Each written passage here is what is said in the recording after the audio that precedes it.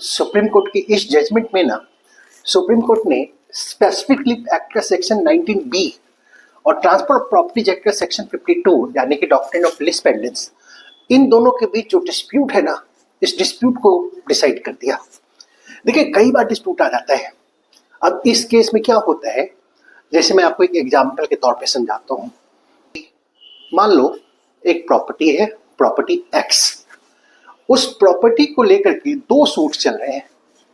एक suit specific relief के लिए का है और दूसरा सूट जो है वो ऑनरशिप है, यानी कि टाइटल सूट है। जो सूट है यहाँ पर ना, सपोज करो एक सूट वन है, ए प्लस बी के बीच एक केस चल रही है ऑनरशिप को लेके। एक प्रॉपर्टी एक्स है, प्रॉपर्टी एक्स के ऑनरशिप को लेके सूट चल रही है, जिसको आप टाइटल सूट या ऑनरशिप सूट कह सकते हैं। अच्छा, एक दूसरी सूट भी चल रही है। दूसरी सूट में क्या है कि एक पर्सन ने दूसरे पर्सन को प्रॉपर्टी सेल करने का एग्रीमेंट किया है सेम के बीच में। चलो डिस्प्यूट वो सेटल कर रहे हैं आगे चल करके, और प्रॉपर्टी को सेल करने का जो एग्रीमेंट है वो आपस में कर रहे हैं। एग्रीमेंट टू सेल हो गई ए एंड बी के बीच में, जिसमें कि ए ट्रांसफर करेगा प्रॉपर्टी, बी को ट्रांसफर करेगा। चलिए, दो चीजें हो गई। अब तीसरी बात क्या हो रही है कि ए ट्रांसफर कर रहा है प्रॉपर्टी एक्स, सी को ट्रांसफर कर दिया। एक थर्ड पर्सन जो उसको बढ़िया पैसा दे रहा था, उसको प्रॉपर्टी ट्रांसफर कर दिया।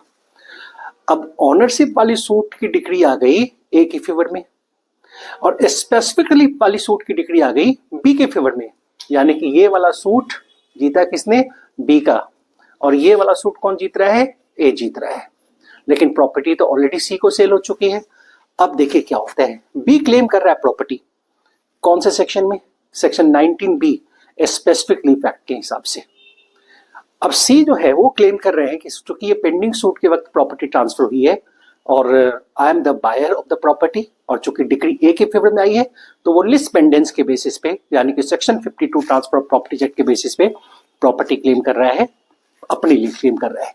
यानी कि बी स्पेसिफिक लीव के बेसिस पे प्रॉपर्टी क्लेम कर रहा है, और सी जो है transfer of property act doctrine of lease pendens के बेसिस पे प्रॉपर्टी को क्लेम कर रहा है। ऐसे सर्कमस्टेंस में कोर्ट को ये डिसाइड करना है कि 19B specific leave act prevail करेगा या section 52 transfer of property act prevail करेगा।